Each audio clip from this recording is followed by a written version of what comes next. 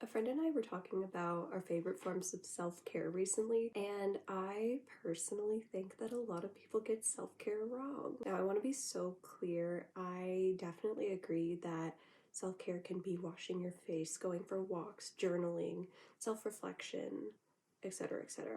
I think being kind to yourself is really important, and I'm not trying to disregard any of that and saying like that's not how you do it. I think it's very personal. I think what you find comforting is very personal to self-care, but I think that's not everything that comes with self-care. I personally believe you need to find a balance between comfort and discomfort to take care of yourself. For me personally, I have such a hard time talking on the phone, making appointments, going to appointments. I have a lot of anxiety when it comes to that. Making a doctor's appointment is so incredibly difficult for me. However, it is so important that I make those doctor's appointments, especially for my anxiety and just well-being, because I need to go to the doctors to get my medication for my anxiety. And although it's very uncomfortable for me to call, for me to go and talk to the doctor, for me to go and pick up my prescription,